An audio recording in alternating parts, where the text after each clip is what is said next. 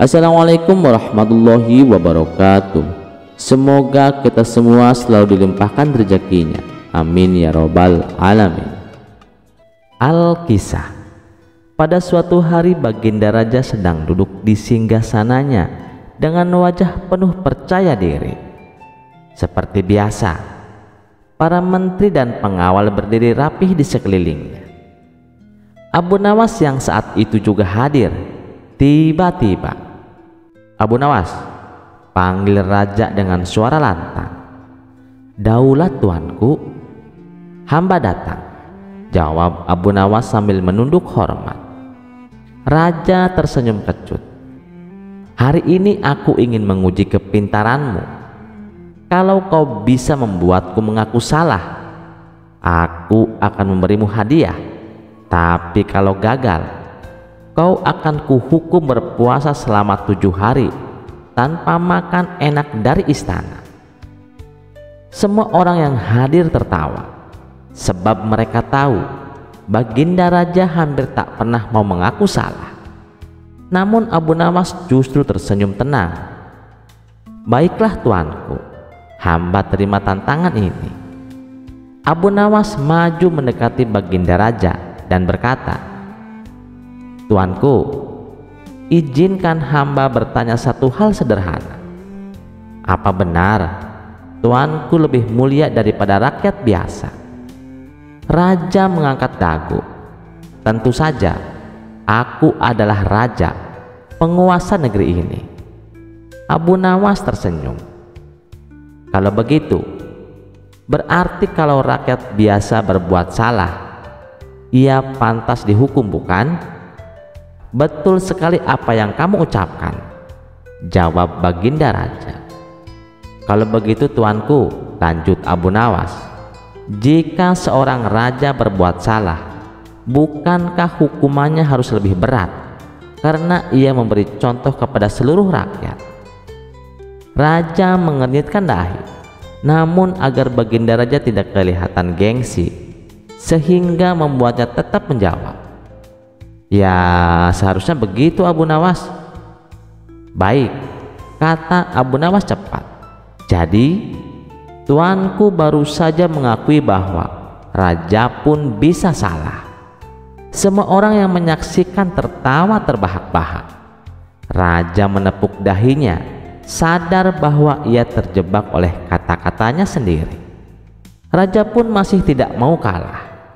"Tunggu dulu Abu Nawas, itu hanya permainan kata-katamu. Aku belum sungguh-sungguh mengaku salah." Abu Nawas tersenyum sinis. "Kalau begitu, izinkan hamba bertanya lagi. Apakah tuanku pernah salah?" Raja menjawab tegas, "Tidak pernah."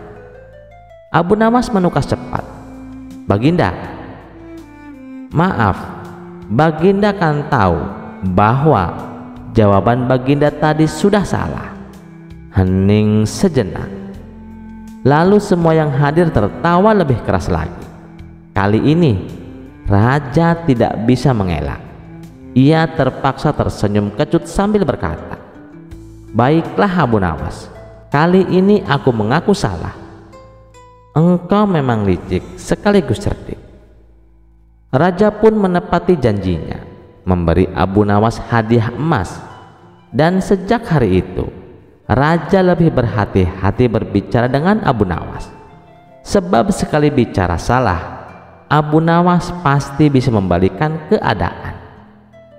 Kisah selanjutnya. Pada suatu hari, di istana megah kerajaan terjadi peristiwa yang tak pernah disangka. Raja Harun ar-Rasyid tanpa sengaja terpeleset di kamar mandi istana. Badannya sih tak terluka parah, tapi ingatannya hilang. Anehnya, sang raja kini mengira dirinya seorang penjual semangka di pinggir jalan. Di dalam istana, raja mondar-mandir sambil berteriak, "Semangka manis, yang ini merah, yang ini kuning, beli 2 gratis kulitnya." Para menteri, permaisuri, dan seluruh penghuni istana bingung. Tabib dipanggil, dukun didatangkan, tukang urut pun mencoba peruntungan. namun tak ada satupun yang berhasil. Hingga akhirnya dipanggillah orang yang terkenal paling cerdik di negeri itu, Abu Nawas. Abu Nawas datang hanya membawa ember kosong dan sandal jepit bekas. Tabib istana bertanya dengan heran, "Abu Nawas, ini bukan saatnya bercanda. Apa mungkin dua barang itu bisa menyembuhkan raja?" Abu Nawas menjawab santai, "Justru dua barang inilah kuncinya. Ini untuk terapi kejiwaan tingkat lanjut ala Abu Nawas." Tanpa banyak bicara, Abu Nawas masuk ke kamar raja. Ia berdiri tegak di depan sang raja dan berseru keras, "Hai penjual semangka palsu, berani sekali kau ada di istana. Ini tempat para raja, bukan pedagang kaki lima." Sang raja tersentak kaget. "Apa maksudmu? Aku ini penjual semangka. Aku berhak di sini." Abu Nawas membalas, "Justru karena kau bukan raja, kau harus keluar sekarang juga. Ini istana, bukan pasar buah." Tanpa banyak bicara, Abu Nawas langsung menyiram sang raja dengan air dari ember. Basah kuyup sudah raja dibuatnya. Sang raja marah, "Kurang ajar kamu." Abu Nawas tersenyum lalu berkata, "Loh, kalau kau benar raja, seharusnya kau tidak bilang kurang ajar hanya karena disiram air. Berarti kau memang bukan raja." Seketika raja terdiam, lalu dengan suara mulai sadar ia berkata, "Tunggu, kenapa aku pakai sarung dan duduk di keranjang semangka ini?" Abu Nawas tersenyum lebar, "Tuanku sedang latihan jadi raja semangka sehari di pasar, tapi sekarang pertunjukannya sudah selesai." Akhirnya sang raja tertawa terpingkal-pingkal. "Abu Nawas, hanya kau yang bisa menyembuhkan aku dengan menyiramku pakai logika. Ternyata untuk menyadarkan orang yang lupa siapa dirinya, kadang kita harus memaksanya melawan kebodohan yang diyakininya." Abu Nawas membungkuk hormat dan berkata, "Benar tuanku, semoga ini jadi pelajaran bagi kita semua." Lalu Abu Nawas pun pamit pulang dengan tenang, meninggalkan istana yang kini dipenuhi tawa bahagia. Cerita selanjutnya, secara tak terduga pangeran yang menjadi putra mahkota jatuh sakit. Sudah banyak tabib yang didatangkan untuk memeriksa dan mengobati, tapi tak seorang pun mampu menyembuhkannya. Akhirnya raja mengadakan sayembara. Sayembara boleh diikuti oleh rakyat dari semua lapisan, terkecuali oleh para penduduk negeri tetangga. Sayembara yang menyediakan hadiah menggiurkan itu dalam beberapa waktu berhasil menyerap ratusan peserta. Namun tak satu pun dari mereka berhasil mengobati penyakit sang pangeran. Akhirnya sebagai sahabat dekat Abu Nawas menawarkan jasa baik untuk menolong sang putra mahkota. Baginda Harun ar-Rasyid menerima usulan itu dengan penuh harap. Abu Nawas sadar bahwa dirinya bukan tabib. Dari itu ia tidak membawa peralatan apa-apa. Para tabib yang datang di istana tercengang tanpa peralatan yang mungkin diperlukan. Mereka berpikir, mungkinkah orang macam Abu Nawas ini bisa mengobati penyakit sang pangeran? Sedangkan para tabib yang terkenal dengan peralatan yang lengkap saja tidak sanggup, bahkan penyakitnya tidak terlacak. Abu Nawas merasa bahwa seluruh perhatian tertuju padanya. Namun Abu Nawas tidak begitu memperdulikannya. Abu Nawas dipersilahkan memasuki kamar pangeran yang sedang terbaring. Ia menghampiri sang pangeran dan duduk di sisinya. Setelah Abu Nawas dan sang pangeran saling pandang beberapa saat, Abu Nawas berkata, "Saya membutuhkan orang tua yang di masa mudanya sering mengembara ke pelosok negeri." Orang tua itu yang diinginkan Abu Nawas didatangkan. "Sebutkan satu persatu nama-nama desa di daerah selatan," perintah Abu Nawas kepada orang tua itu. Ketika orang tua itu menyebutkan nama-nama desa bagian selatan, Abu Nawas menempelkan telinganya ke dada sang pangeran. Kemudian Abu Nawas memerintahkan agar menyebutkan bagian utara, barat, dan timur. Setelah semua bagian negeri disebutkan, Abu Nawas memohon agar diizinkan mengunjungi sebuah desa di sebelah utara. Raja merasa heran. "Engkau kuundang ke sini bukan untuk bertamasya, Abu Nawas. Hamba tidak bermaksud berlibur, yang mulia," kata Abu Nawas. "Tetapi aku paham," kata raja. "Maafkan hamba, Paduka yang mulia. Kurang bijaksana rasanya bila hamba jelaskan sekarang," kata Abu Nawas. Abu Nawas pergi selama 2 hari. Sekembali dari desa itu, Abu Nawas menemui sang pangeran dan membisikkan sesuatu, kemudian menempelkan telinganya ke dada sang pangeran.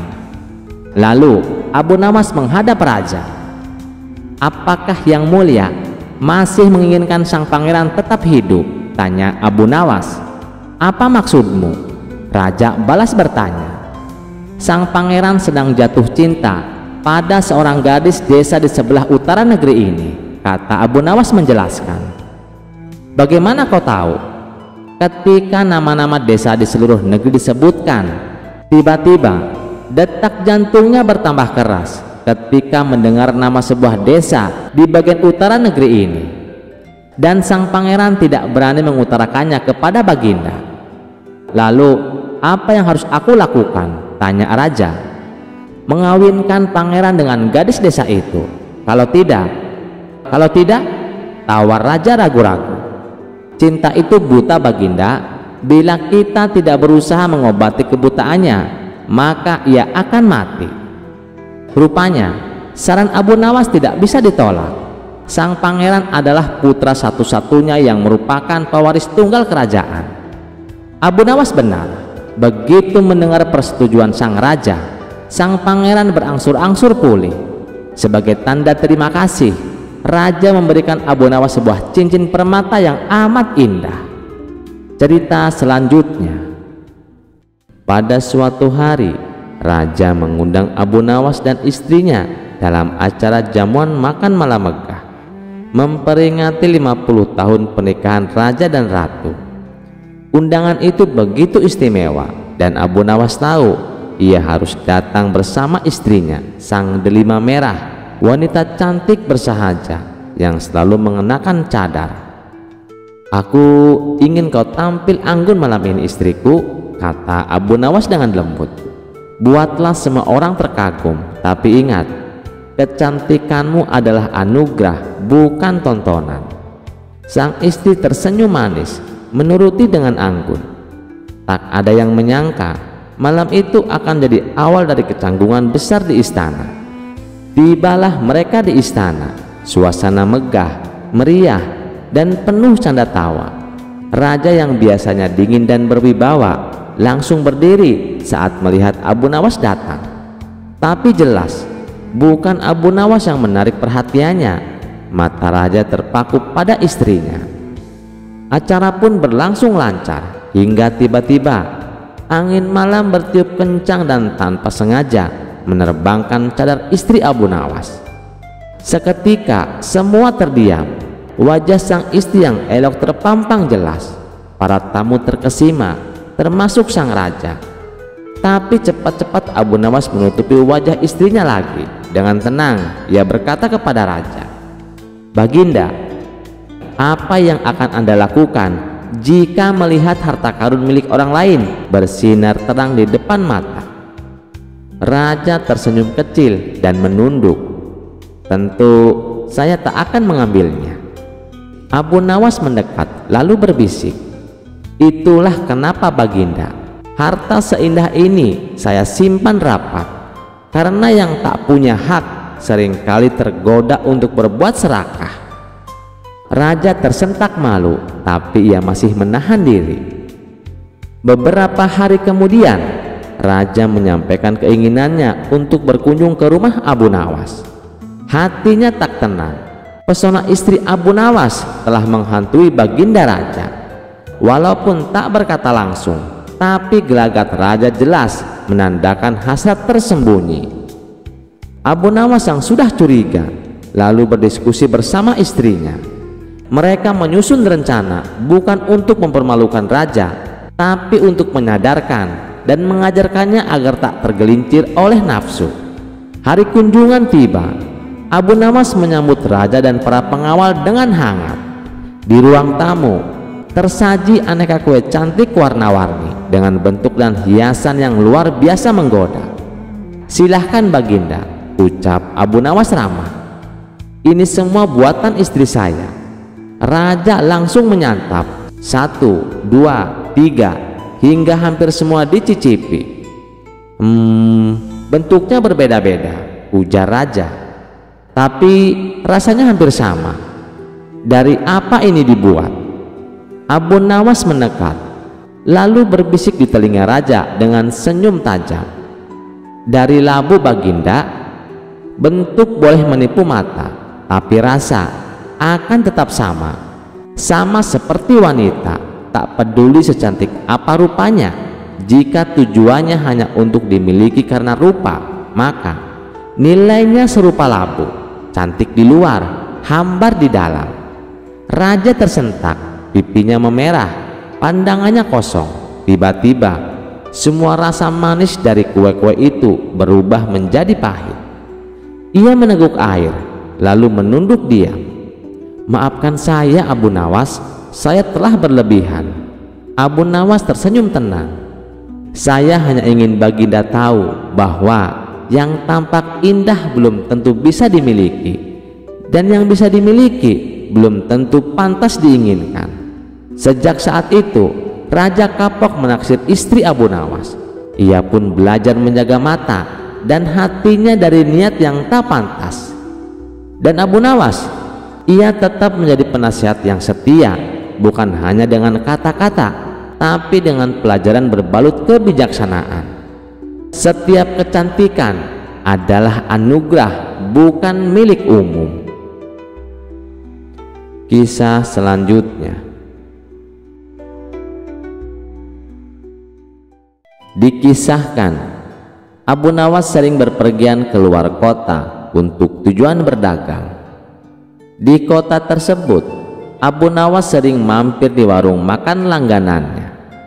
Suatu ketika, Abu Nawas baru saja tiba di kota itu dan seperti biasanya mampir di warung makan langganannya itu. "Tuan, aku pesan 1 ayam dan 2 butir telur, tapi bayarnya nanti ya, kalau dagangan saya terjual habis." "Boleh tidak Tuan?" tanya Abu Nawas. "Silahkan Abu Nawas, kamu kan langganan di warung kami." "Tentu saja boleh," jawab pemilik warung. Ketika selesai makan, ia pun pergi untuk menjual dagangannya. Setelah 3 bulan berlalu, dagangan Abu Nawas terjual habis.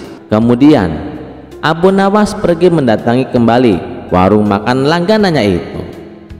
Saat Abu Nawas di warung itu, pemilik warung menyapa, "Abu Nawas, lama sekali tak jumpa. Bagaimana jualannya? Apakah laris Abu Nawas?" "Alhamdulillah Tuan, dagangan saya habis." "Tuan, seperti biasa, aku pesan makanan seperti dulu, 1 porsi ayam dan 2 butir telur," ucap Abu Nawas. Setelah Abu Nawas selesai makan, ia pun berkata, "Tuan, aku minta total tagihannya. Jangan lupa digabung dengan tagihan yang 3 bulan yang lalu," kata Abu Nawas. Si pemilik warung menghitung tagihannya dan memberikan secarik kertas kepada Abu Nawas. "Ini total tagihannya, cukup 200 dirham saja," kata si pemilik warung tersebut. "Apa? 200 dirham? Itu untuk 2 porsi ayam dan 4 butir telur? Kamu mau memerasku?" tanya Abu Nawas emosi. "Harga ini sudah cukup murah Abu Nawas. Coba kau pikir, ayam yang kau makan sejak 3 bulan yang lalu, jika setiap harinya dia bertelur, maka akan menghasilkan ayam-ayam yang banyak. Jika dijual akan menghasilkan ribuan dirham. Tapi aku hanya menyuruhmu membayar 200 dirham saja," kata si pemilik warung. "Ini tidak adil, ini hanya akal-akalan kamu saja," kata Abu Nawas. Mereka pun berdebat tanpa hasil dan memutuskan menghadap ke Tuan Hakim. Ketika keduanya menemui hakim, ternyata hakim berpihak kepada pemilik warung. Lalu hakim bertanya, "Apakah kalian berdua telah menyepakati harga sejak 3 bulan yang lalu?" tanya Tuan Hakim. "Tidak, Tuan Hakim," jawab Abu Nawas. "Kalau begitu, ayam yang kau makan kemungkinannya bisa menghasilkan ratusan ayam dan telur," tutur Tuan Hakim. "Ya, itu mungkin saja. Tapi kalau ayamnya hidup, sedangkan ayam yang kumakan sudah mati dan dimasak," balas Abu Nawas. Namun pendapat Abu Nawas tidak dihiraukan oleh Tuan Hakim karena cenderung memihak pada pemilik warung tersebut. "Aku minta kasus ini ditangguhkan sampai besok pagi karena waktu sudah menjelang sore," pinta Abu Nawas. Permintaan Abu Nawas pun dikabulkan Tuan Hakim. Seharian Abu Nawas memikirkan cara agar bisa memenangkan kasus tersebut. Pada esok harinya berangkatlah Abu Nawas menuju rumah Tuan Hakim. Setibanya di sana, ternyata si pemilik warung sudah datang lebih awal. "Kenapa kau terlambat dan membuat mereka menunggu?" tanya Tuan Hakim. "Maaf Tuan Hakim, tadi ada tamu bisnis. Ia minta gandum untuk ditanam. Terpaksa aku harus merebusnya dahulu dan setelah matang, aku berikan kepadanya untuk ditanam. Itulah yang membuatku datang terlambat," kata Abu Nawas. Mendengar itu, Tuan Hakim dan pemilik warung menertawakan Abu Nawas. Lalu dengan dada mengejek si pemilik warung berkata kepada Abu Nawas, "Luar biasa, aku baru dengar ada biji gandum yang sudah direbus, ditanam dan kemudian bisa tumbuh." Tuan Hakim dan pengacara tertawa terpingkal-pingkal.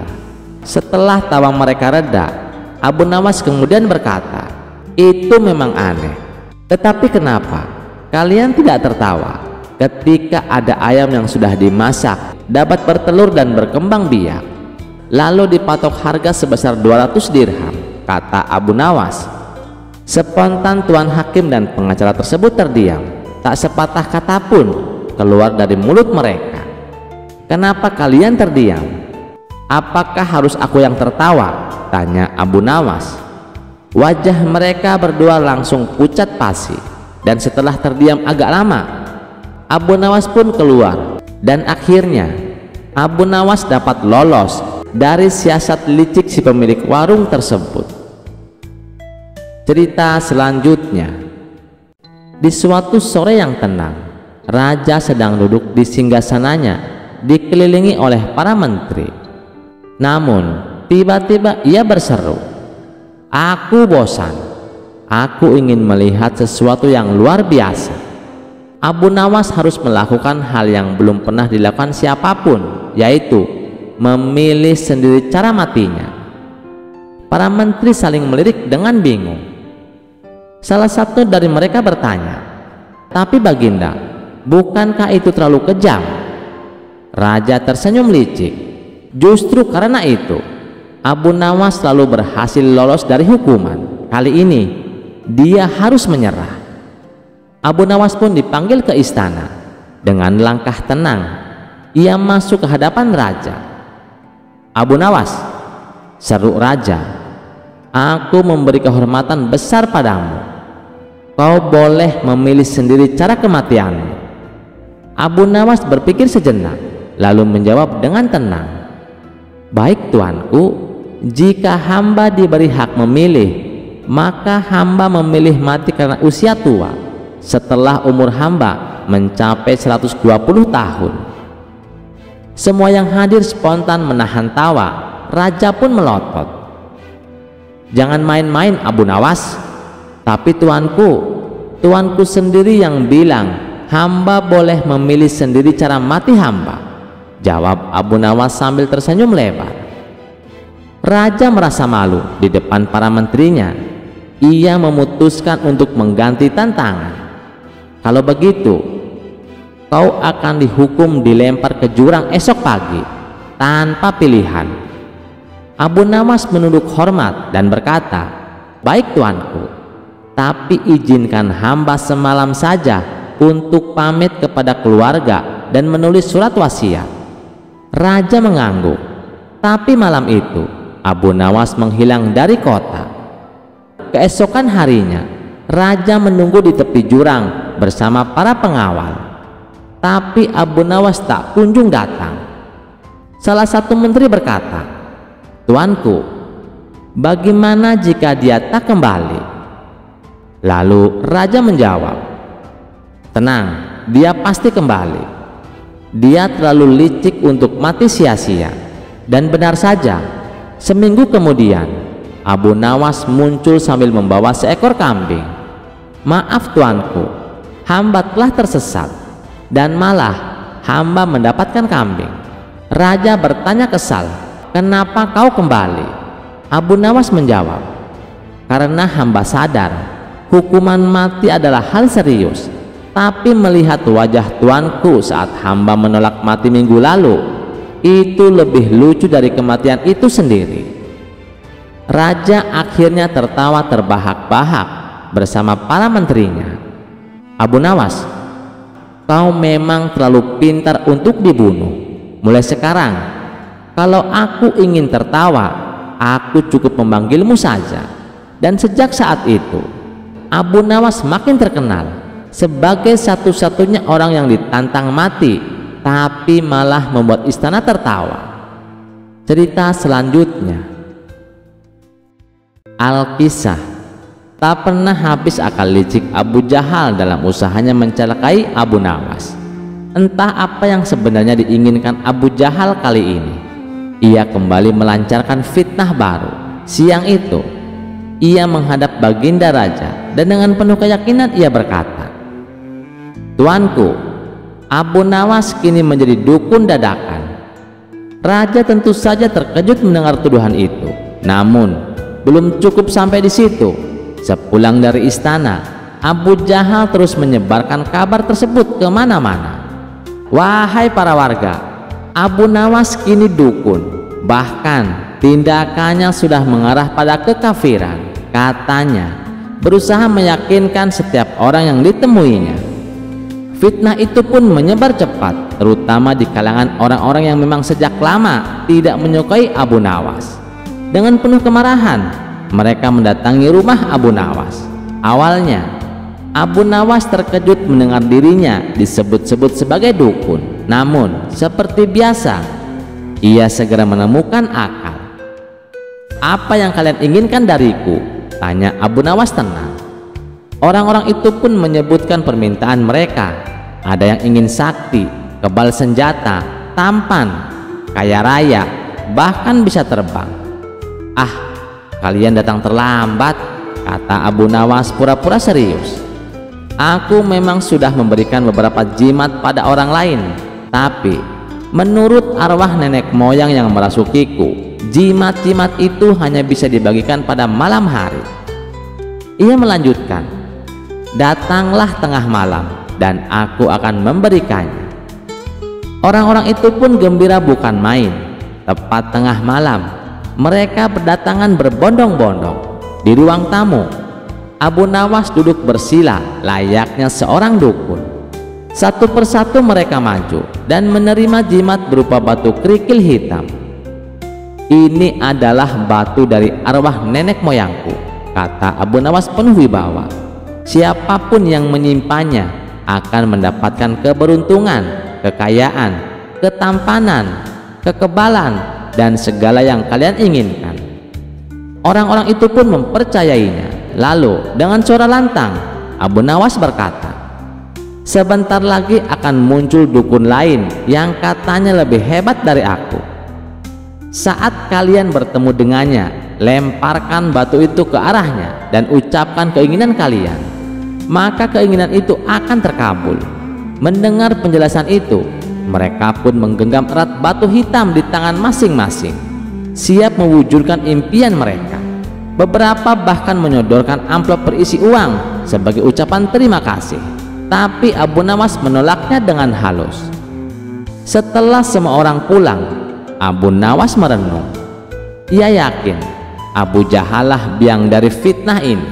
Baiklah, katanya dalam hati, siapa menggali lubang, dia sendiri yang akan jatuh ke dalamnya.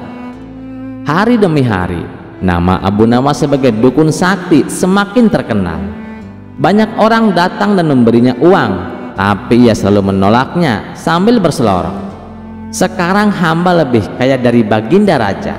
Sekeranjang uang emas hamba terima setiap hari hanya karena jadi dukun. Berita itu pun sampai ke telinga Abu Jahal. Ia marah besar.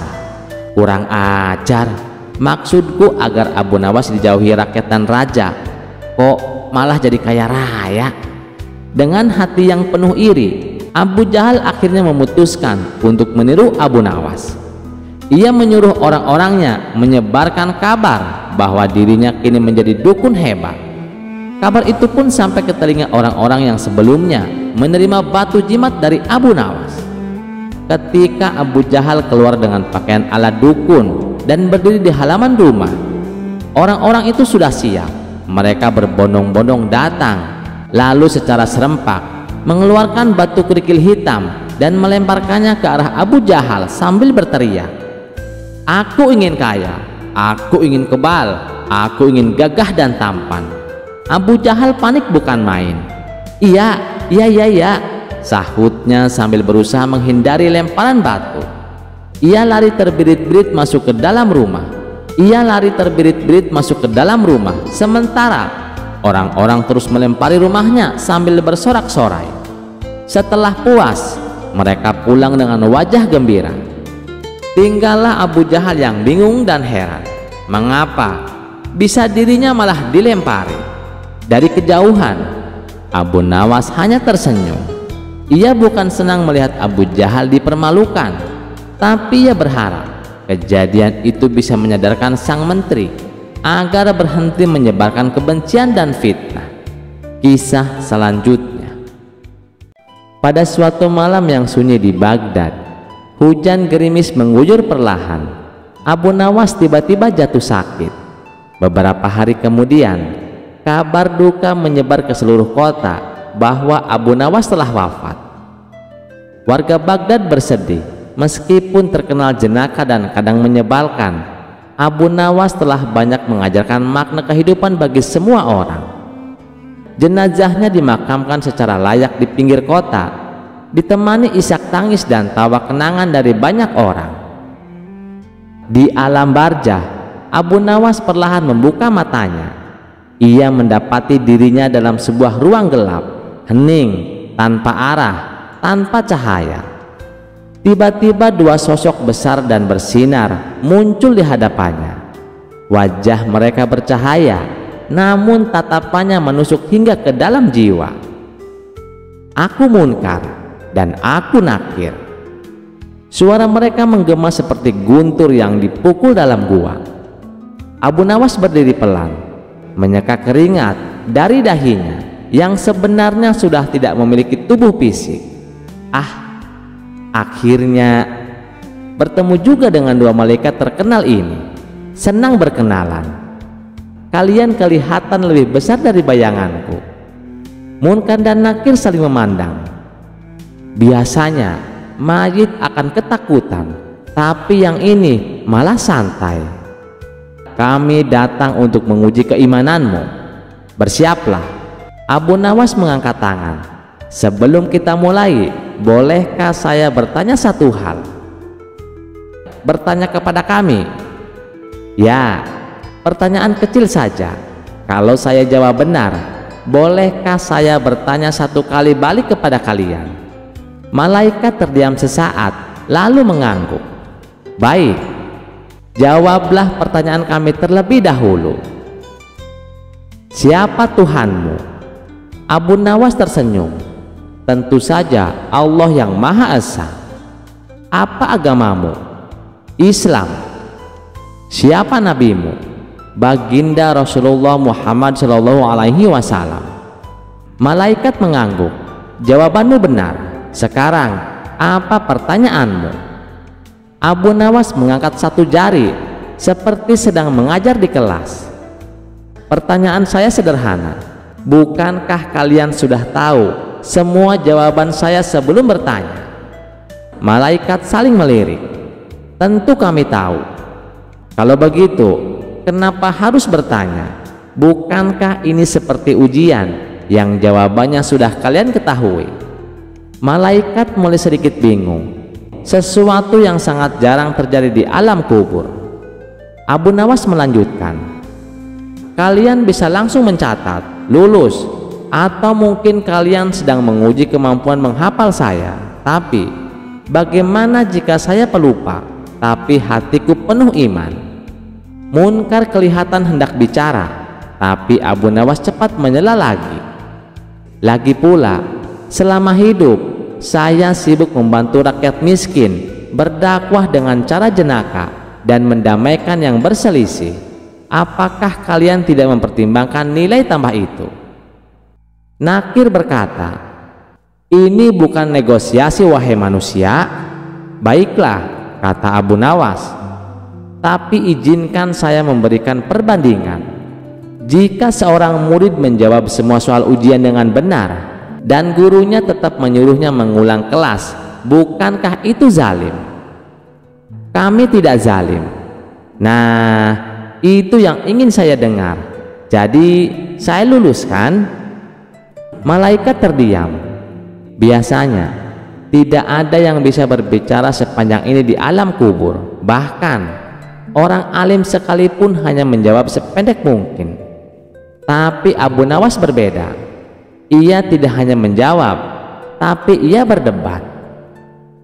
Munkar akhirnya berkata, Abu Nawas, kau dikenal cerdas di dunia, tapi alam ini bukan tempat bermain kata. Siapa bilang saya bermain? Jawab Abu Nawas, saya hanya ingin memastikan bahwa sistem pengujian ini adil, bukan hanya prosedural. Nakir menatap Abu Nawas tajam. Kau ingin menguji kami, Abu Nawas? Bukan. Saya hanya ingin tahu apakah kecerdasan yang digunakan untuk menegakkan kebenaran juga dianggap ibadah. Sebab selama ini saya menggunakan logika untuk menertawakan kebodohan, menghibur yang sedih, dan menyadarkan yang lalai. Hening beberapa saat, lalu malaikat berkata, kau telah menjawab dengan benar, tapi pertanyaanmu juga menjadi ujian untuk kami.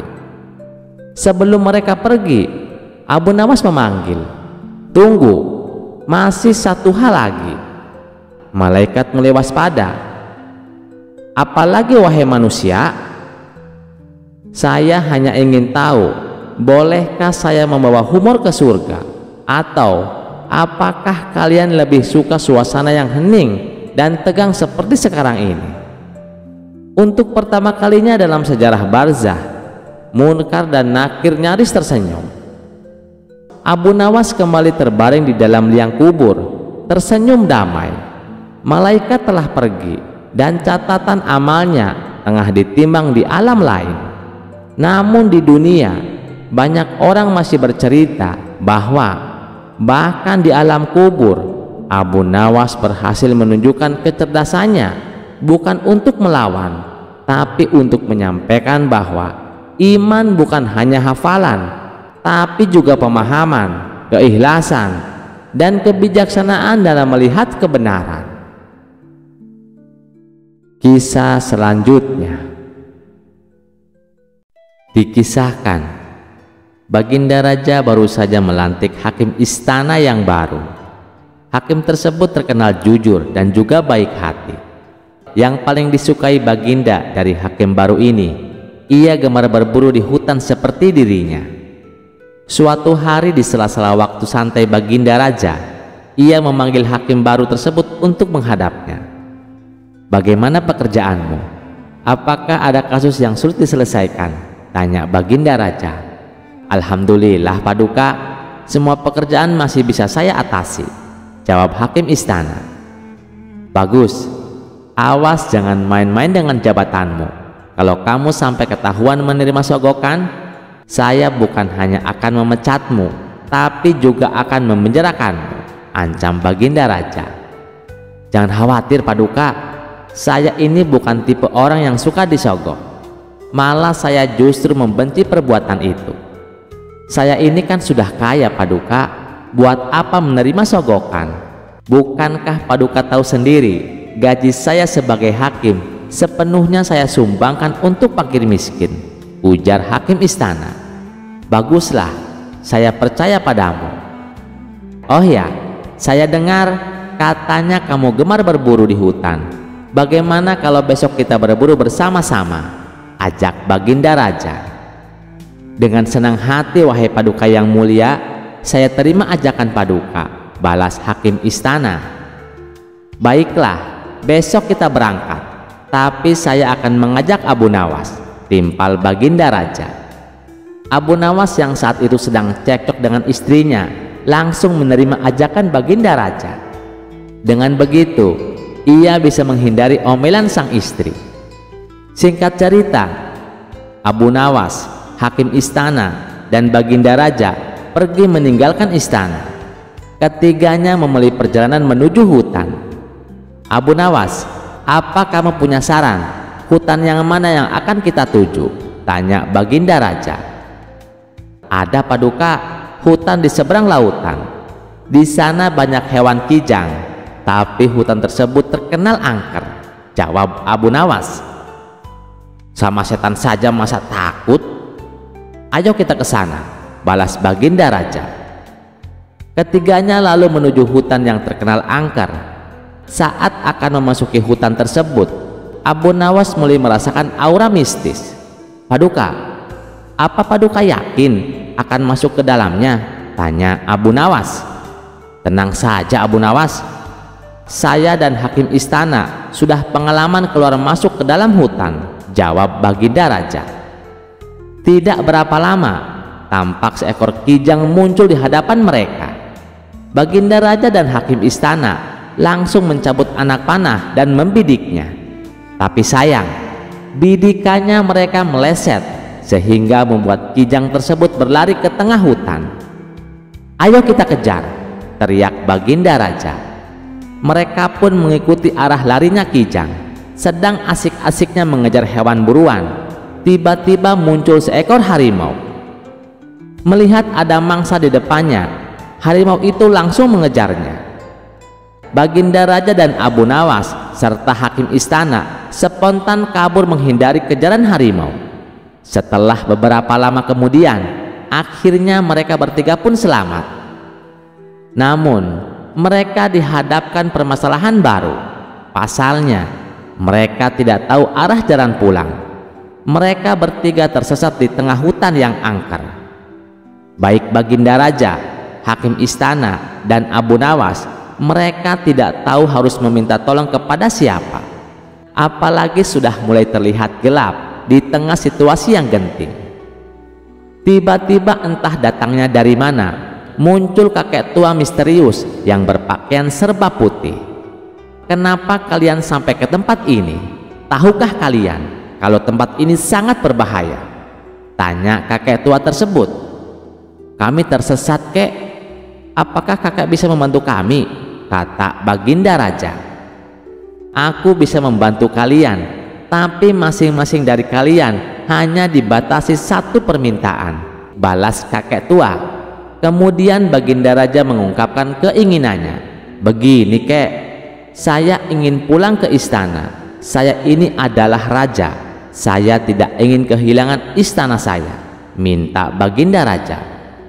Baiklah, keinginanmu saya kabulkan, jawab kakek tua. Seketika Baginda Raja langsung menghilang. Ia kini sudah berada di istananya, duduk di singgasana bersama sang permaisuri. Syukurlah, akhirnya aku bisa kembali berada di sini, ucap Baginda Raja. Sekarang giliranmu, apa permintaanmu? Tanya kakek tua kepada hakim istana. Saya ini hakim istana, kek. Saya adalah hakim yang kaya raya. Saya ingin pulang ke rumah saya yang sangat megah. Saya tak mau kehilangan harta kekayaanku. Saya ingin secepatnya berkumpul dengan istri dan anak-anakku. minta hakim istana.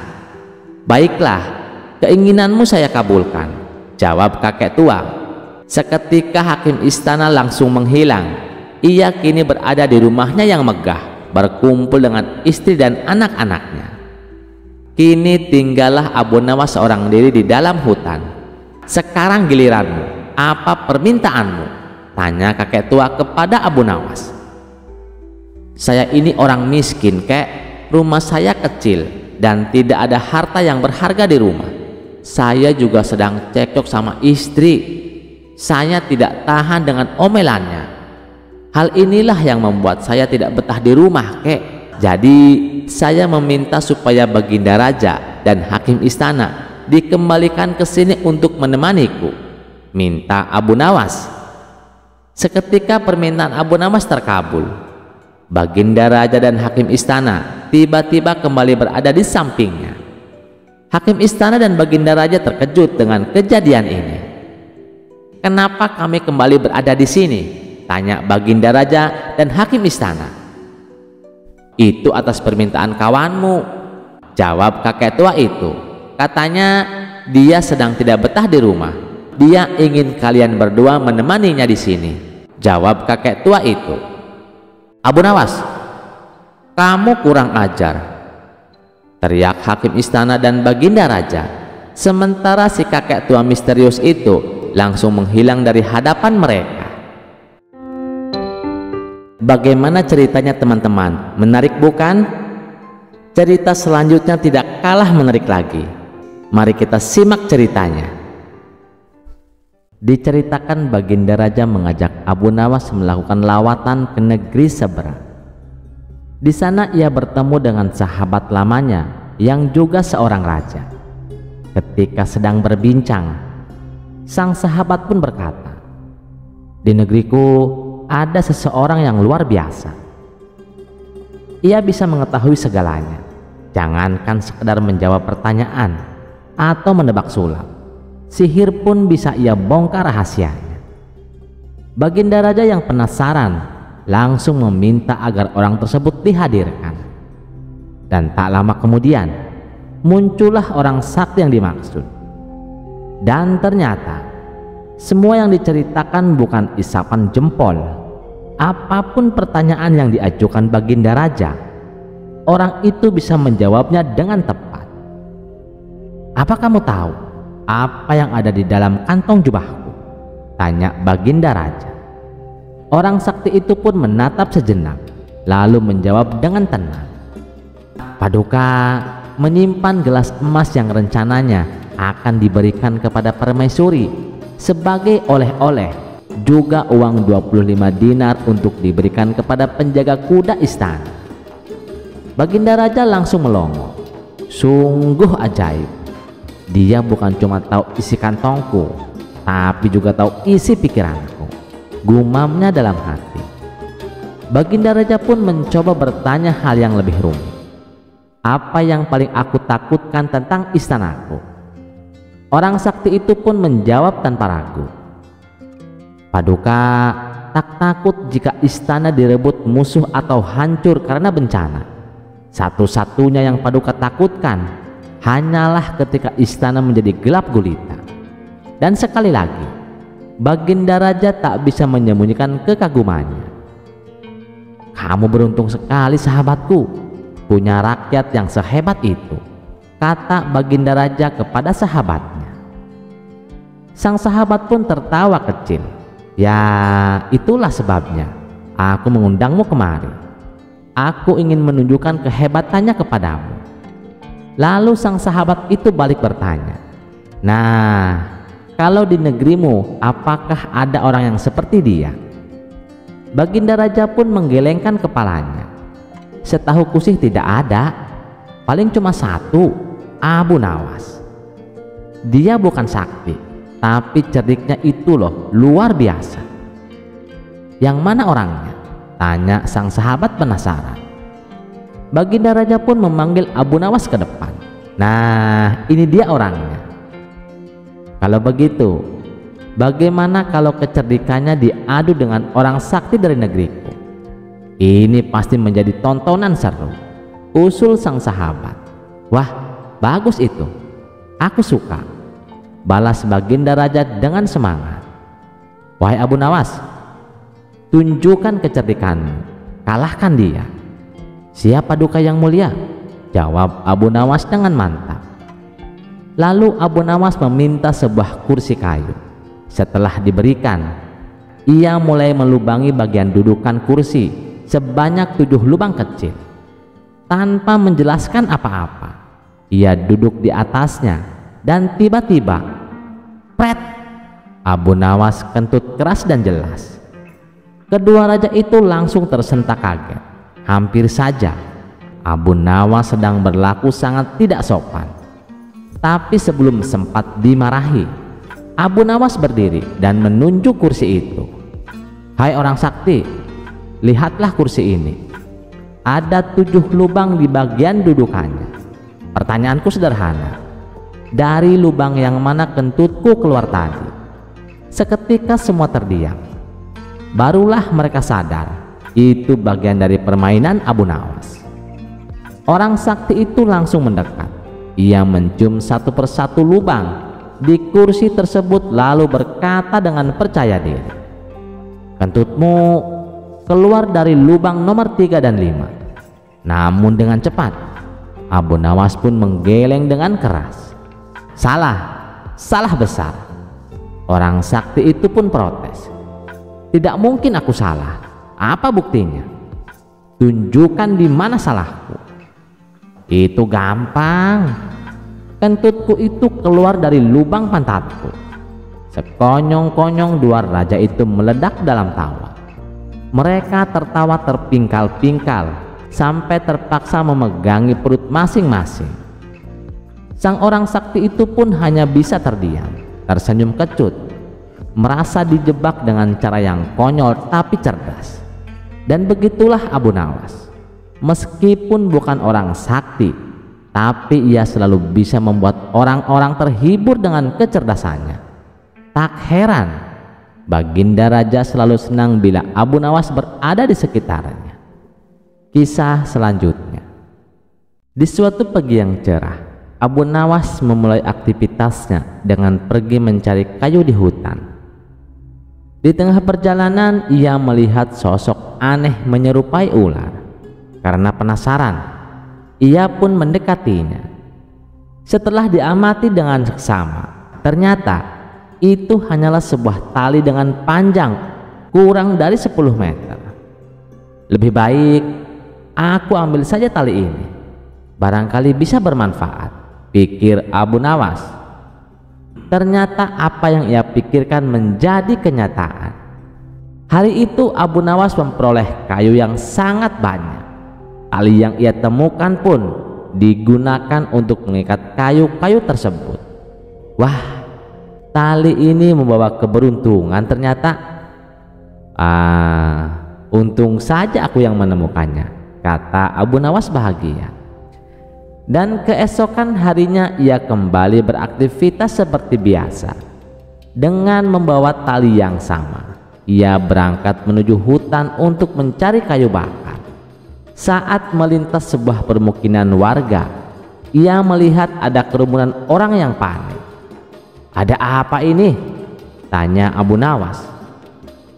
Salah satu warga menjawab, "Itu Tuan Abu, ada orang tercebur ke sumur.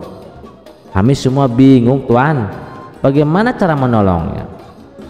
"Oh, soal itu serahkan saja kepada aku. Kebetulan aku membawa tali," balas Abu Nawas. Dan tanpa membuang waktu, Abu Nawas pun segera mengeluarkan talinya hingga ke dasar sumur. "Hai kawan, raih tali itu dan ikatkan ke tubuhmu," teriak Abu Nawas. Lelaki yang ada di dalam sumur pun menuruti perintah itu. Dengan dibantu beberapa warga, Abu Nawas menarik tali tersebut hingga akhirnya lelaki itu berhasil diselamatkan. Atas kejadian itu, Abu Nawas semakin kagum dengan tali miliknya. Benar-benar tak disangka, ternyata tali ini bukan hanya membawa keberuntungan, tapi juga membawa keajaiban, gumam Abu Nawas. Hingga pada suatu hari terjadilah peristiwa yang menggelikan. Abu Jahil menaiki sebuah pohon yang tinggi. Setelah sampai di atas, ia kebingungan bagaimana cara turunnya. Ia telah mencoba berbagai cara, namun tidak ada yang berhasil. Karena sudah putus asa, meminta tolong kepada orang-orang yang melintas di bawah pohon. Sayangnya, tak satu pun dari mereka tahu bagaimana cara menolongnya. Dan saat itulah datang Abu Nawas dengan penuh percaya diri. Ia pun menyusun sebuah strategi. Tenang Abu Jahil, jangan panik. Aku akan menolongmu dengan tali ajaibku ini, kata Abu Nawas. Ia lalu melemparkan talinya ke atas, ke arah tempat Abu Jahil berada. Hai Abu Jahil, raih tali itu dan ikatkan ke tubuhmu. Abu Jahil yang terjebak di atas pohon pun langsung menuruti perintah itu. Orang-orang yang berkumpul mulai penasaran dengan apa yang akan dilakukan oleh Abu Nawas. Dengan hati berdebar-debar, Abu Jahil bertanya, "Kamu yakin bisa berhasil Abu Nawas?" "Udahlah, percayakan padaku. Aku pernah melakukan ini sebelumnya," jawab Abu Nawas tenang. Setelah Abu Jahil selesai mengikat tubuhnya, Abu Nawas langsung menarik talinya. Tanpa disangka, Abu Jahil malah terjatuh ke tanah dan terluka. Orang-orang yang melihat kejadian itu terperanjat dan berteriak, "Ya Abu Nawas, lihat akibat perbuatanmu. Abu Jahil jadi terluka. Kenapa kamu melakukan itu Abu Nawas?" Dengan polosnya Abu Nawas menjawab, "Ya, aku pernah menolong seseorang dengan cara yang sama, dan orang tersebut berhasil selamat tanpa luka sedikit pun." Mendengar itu, mereka pun merasa heran. "Memangnya kamu menolong orang yang bagaimana Abu Nawas?" Abu Nawas pun menjawab dengan santai, "Ya, waktu itu aku menolongnya ketika ia terjebur ke dalam sumur. Nah, aku yakin dengan cara yang sama pasti akan berhasil menolong Abu Jahil." Dan buktinya benar kan? Abu Jahil bisa turun. Spontan semua orang pun mengenitkan dahi mendengar penjelasan Abu Nawas itu. "Dasar somplak kau Abu Nawas," ucap salah satu warga. Kisah selanjutnya. Di suatu pagi yang cerah, Abu Nawas memutuskan untuk membuka praktik pengobatan di rumahnya. Awalnya, para tetangga merasa ragu, bagaimana mungkin seorang seperti Abu Nawas bisa menjadi tabib. Namun seiring waktu, banyak pasien yang datang dan sembuh setelah berobat kepadanya. Kabar tentang kehebatan Abu Nawas pun menyebar ke seluruh desa. Hingga pada suatu hari, seorang lelaki datang dengan wajah meringis kesakitan. Ia memegangi pinggangnya sambil mengaduk, "Pinggangku sakit sekali Tuan Abu, berilah aku ramuan yang mujarab," pintanya dengan wajah penuh harap. Abu Nawas yang penasaran pun bertanya, "Memangnya apa penyebabnya?" Lelaki itu pun mulai bercerita dengan nada yang geram. "Begini ceritanya Tuan Abu, kemarin waktu aku pulang dari berdagang, aku mendapati istriku tidur tanpa busana. Aku curiga kalau istriku berselingkuh. Lalu ketika aku melihat keluar jendela, di bawah ada seorang pria tanpa busana sedang berdiri tak jauh dari kamarku." Abu Nawas pun mengangkat alisnya. Lalu, ya karena saking emosinya, aku langsung mengambil barang terdekat dan menjatuhkannya ke pria itu. Ternyata barang yang aku jatuhkan adalah gentong besar Tuan Abu. Dan gara-gara itu, sekarang pinggangku rasa sakit sekali Tuan Abu." Abu Nawas pun mengangguk-angguk mendengar kisah itu. Ia pun berkata, Kamu harus lebih waspada terhadap istrimu. Awasi dia jangan sampai lengah. Ini ramuannya, minumlah 2 kali sehari, pagi dan malam. Insya Allah sakit pinggang kamu akan segera sembuh. Lelaki itu pun mengucapkan terima kasih dan membayar Abu Nawas lalu pergi. Tak lama setelah itu datanglah seorang lelaki lain, wajahnya juga meringis kesakitan sambil memegangi pinggangnya. Tuan Abu, pinggangku rasanya mau patah. Tuan, berikan aku obat yang paling manjur Tuan, pintanya. Abu Nawas pun merasa ada yang aneh. Waduh, kenapa bisa begitu? Apa yang terjadi? Tanya Abu Nawas penasaran. Lelaki itu pun menghela nafas dan menjawab, begini Tuan Abu, kemarin waktu aku sedang berjemur di depan rumah, tiba-tiba ada gentong besar jatuh dari atap rumah tetangga dan menimpa saya Tuan. Mata Abu Nawas pun membelalak. Hah? Gentong jatuh dari rumah tetangga? Pikir Abu Nawas. Seketika ia pun teringat pada pasien sebelumnya. Ini pasti ada hubungannya, pikir Abu Nawas. Namun ia tetap menjaga ketenangan. Ia memberikan ramuan yang sama dan berkata, minumlah ini 2 kali sehari, insya Allah sembuh. Tapi lain kali kalau berjemur jangan tanpa busana biar tak terkena siang. Lelaki itu pun terkejut. Hah? Bagaimana Tuan tahu kalau aku berjemur tanpa busana? Aku tidak pernah bilang begitu. Abu Nawas pun hanya tersenyum misterius. Lelaki itu pun langsung gemeteran, menganggap Abu Nawas memiliki ilmu sakti yang bisa mengetahui segalanya. Ia pun buru-buru membayar lebih dan pergi dengan perasaan takjub sekaligus takut. Dan beberapa saat kemudian datanglah Abu Jahil dengan wajah lesu dan penuh keluhan. Abu Nawas, tolonglah aku, pinggangku sakit sekali. Aku hampir tidak berdiri Abu Nawas, rengek Abu Jahil.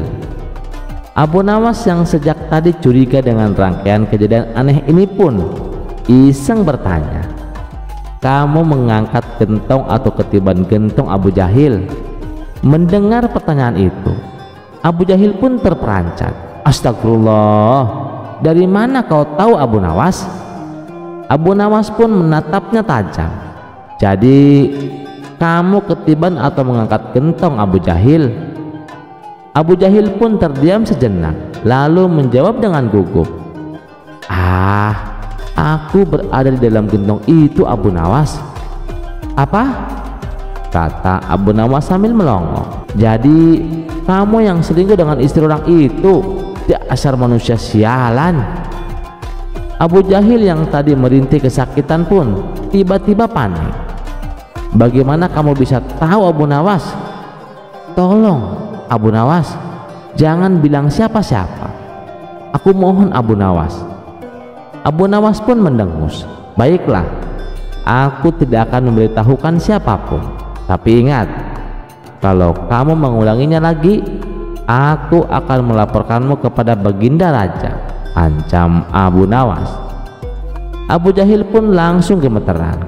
Baiklah Abu Nawas, aku berjanji kepadamu, aku tidak akan mengulanginya lagi, kata Abu Jahil dengan terbata-bata. Dan setelah menerima ramuan dari Abu Nawas, ia pun pergi dengan langkah pincang dan wajah penuh ketakutan. Di sepanjang perjalanan pulang, Abu Jahil tidak habis pikir, bagaimana mungkin Abu Nawas tahu semuanya?